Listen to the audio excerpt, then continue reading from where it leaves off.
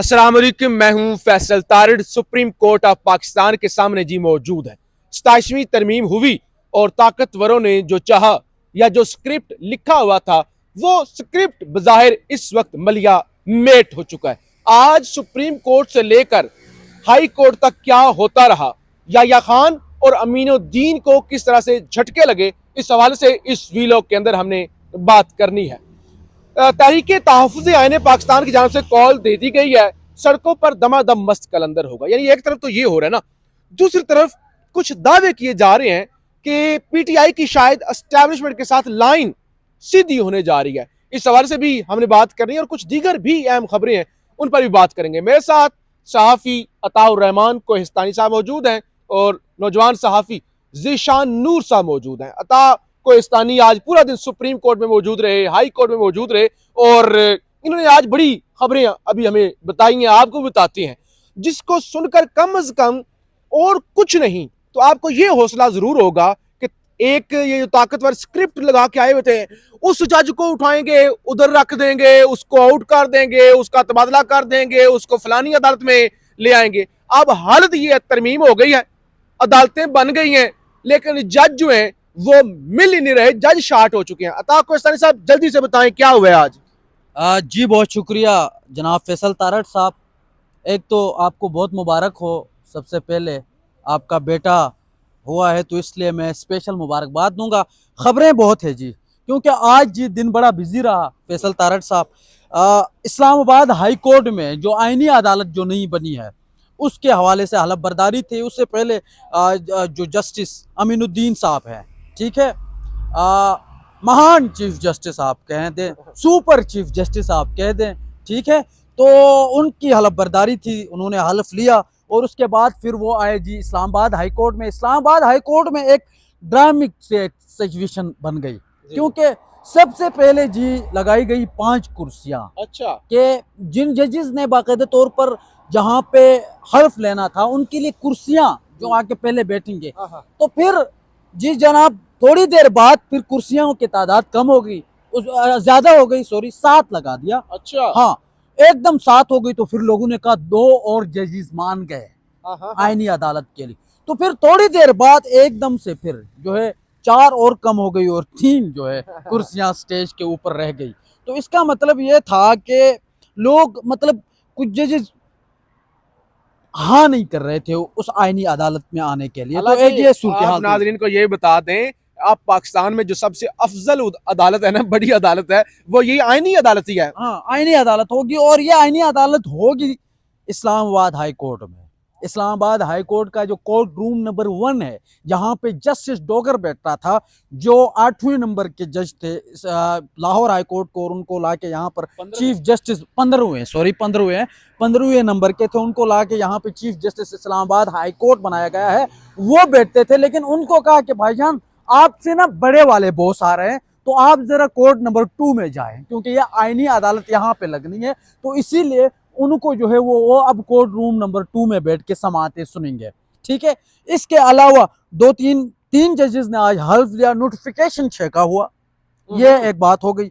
इसके साथ साथ जो कल हम यहाँ पे डिस्कस कर रहे थे, आप नहीं थे, आप हॉस्पिटल में थे और ये ज़ीशान नूर साहब यहाँ पे थे, तो के फुल कोर्ट बनेगा जी आज सुप्रीम कोर्ट में। अच्छा जी, फुल कोर्ट बनेगा तो फिर आज हमने कहा कि कुछ न कुछ खबर तो मिल ही जाएगी, कुछ न कुछ तो 27वीं तरमीम को डिस्कस किया जाएगा। डिबेट होती है। हाँ जी, तो आज हैरान कुन तो मैं नहीं कहूंगा, लेकिन इतनी कम तादाद थी कि 5 से 6 जजेस सिर्फ फुल कोर्ट के लिए आए। 25 में से 25 जजेस में से सिर्फ 5 से 6 जजेस आए।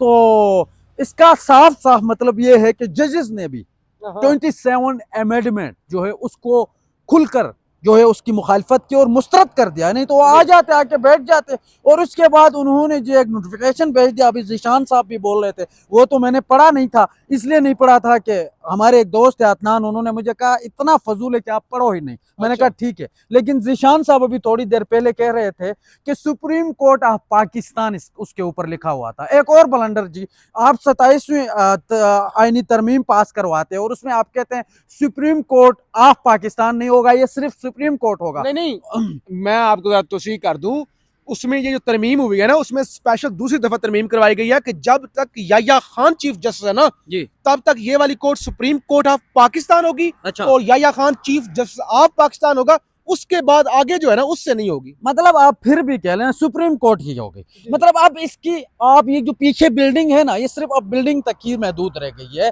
मेरे नजरों में, क्योंकि केसेस जितने होंगे वो आईनी अदालत के पास जाएंगे, वो जस्टिस अमीनुद्दीन साहब के पास जाएंगे, ठीक है, और अमीनुद्दीन साहब फैसले वही करेंगे जो नून लीग और पीपल पार्टी चाहती है, जो एस्टेब्लिशमेंट चाहती है वही फैसले करेंगे। अच्छा, आज क्या आपने बताया कि इधर फुल कोर्ट का इजलास हुआ, अलामिया कोई इजलास नहीं, कलामिया जारी किया गया, 5 से 6 जजेस आए थे, ठीक है, और मेरे ख्याल में वो भी चैम्बर तक बैठे, वहां पे थोड़ी देर गपशप लगाई, चाय शाय पी लिया, उसके बाद उन्होंने एक छोटा सा एलामिया जारी करके वो अपने रास्ते अपने घर चले गए, ठीक है। एक ये चीज हो गई।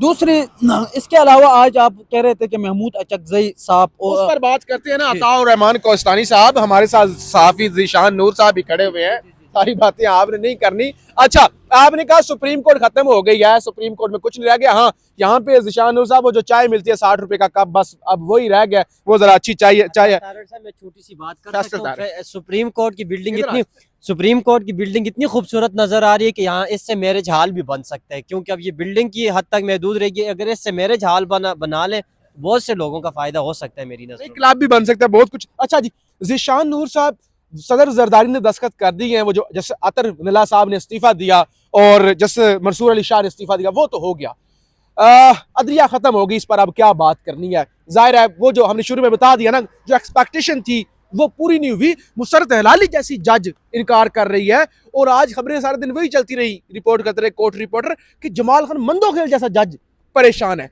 आज जरा आप सुहेल खान अफरीदी के हवाले से बताएं, उन्होंने कोई बड़े इकदाम लिए हैं, काबीना का इजलास भी हुआ, सूद का खात्मा और वो सारी, वो क्या चीज़ें हैं?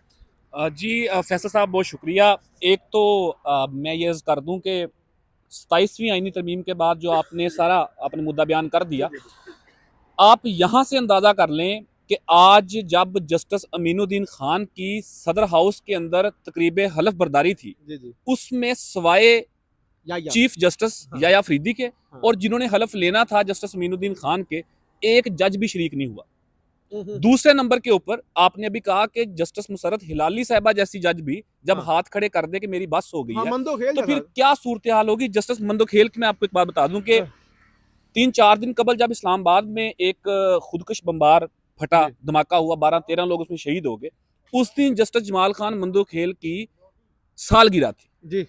Justice chief justice Yahya Afridi उन्हें कहते हैं कि जी, बल्कि उन्होंने केक वेक मंगवाया, उनका अरेंज किया, तो उन्होंने कहा कि जी केक काटे ना, तो वो इतने परेशान थे, उन्होंने कहा यार 13 बंदे मर गए हैं, आइन के ऊपर हमला हो गया है, अदलिया जमीन बोस हो गई है, आप मुझे कह रहे मैं केक काटूं। लेकिन ये मतलब ये हमने रिपोर्ट की थी दोस्त, ये बात मानने में नहीं आती। मंदोखेल ने सहूलत कारी की है आइन को दफन करने में, और अब वो केक काटना और पता नहीं माँ का फातिहा छोड़ के आ गए थे। बिल्कुल आप ठीक कह रहे हैं, लेकिन जब अपने पाँव जलते हैं ना, तो फिर बंदे को कुछ चीजें याद आना शुरू हो जाती हैं। तो अब जब अपने पाँव जले हैं ना अदलिया के समेत, मंसूर अली शाह साहब के समेत, अतर मिनल्ला साहब के, तमाम ऑनरेबल जजेस के जब अपने पाँव जले, अपने पर कटे, महदूद कर दिया गया, बल्कि जमीन बोस कर दिया गया, तो अब उन्हें ये ख्याल आना शुरू हो गया कि हमारे साथ बड़ी ज्यादती होगी। दूसरी जो आपने बात की कि उसके ऊपर मैं चाहूंगा कि आप जरा नाजरीन को बताएं, बड़ी अहम बातें सुहेल अफरीदी ने की हैं, वो जरा आप बताइएगा। लेकिन एक बात नाज़रीन आपको याद होगा कि 27वीं आईनी तरमीम से चंद दिन कबल आजाद कश्मीर के अंदर जो हुकूमत है उसके खिलाफ अदम इत्माद आ गई थी। अदम इत्माद आई, नंबर्स पूरे थे, हुकूमत बन सकती थी पाकिस्तान पीपल्स पार्टी की। लेकिन हुआ ये कि ताकतवरों ने कहा कि जी अभी नहीं, अभी 27वीं तरमीम आनी है, आप जरा वोट देना, वहां पे पहले वोट दें, जो हम चाह रहे हैं पहले वो पूरा हो जाए, फिर आपको हुकूमत बनाने देंगे। और इसके ऊपर 8 महीनों की इसके ऊपर पाकिस्तान पीपल्स पार्टी मुसलसल इसकी तरदीद करती रही कि ऐसा नहीं है। लेकिन आज साबित हो गया, आज के दिन में जब 27वीं यानी तरमीम मुकम्मल तौर पर इम्प्लीमेंट भी होगी, उसके जो तकाजे थे वो पूरे कर लिए गए, तो आज नया वजीर आजम आजाद कश्मीर जो है उनका ऐलान भी कर दिया गया। अगले एक आध दिन के अंदर आप सुन ले, वो जो फैसल राठौर साहब है ना, आप पीपल्स पार्टी वाले कह रहे हैं नहीं जी वो नौजवान वजीर आजम को लेके आए हैं, पीपल्स पार्टी ने रवायत बरकरार रखी है सुहेल अफरीदी को कॉपी करने के लिए। भाई सुहेल अफरीदी आम सा बंदा है, आप एक अरबपति को लेके आ गए हैं और आप वो कॉपी कर रहे हैं। बिल्कुल ऐसे ही है। उनके वालिद मरहूम मुमताज राठौर साहब बड़े नाम थे। सो वर्कर वाली तो बात नहीं है। पैसे वाला आदमी आज़ाद कश्मीर के अंदर आता है, पैसा लगाया जाता है, खरीदो फरोख्त होती है। खैर, कहने का मकसद ये था कि ये हमारे जो सियासतदान हैं, चाहे वो इस बिल्डिंग के अंदर बैठने वाले हमारे मोअज़्ज़ज़ जज साहबान हो, या यहाँ से थोड़ा सा आगे कौमी असम्बली और सेनेट के अंदर बैठा वो एलीट क्लब हो।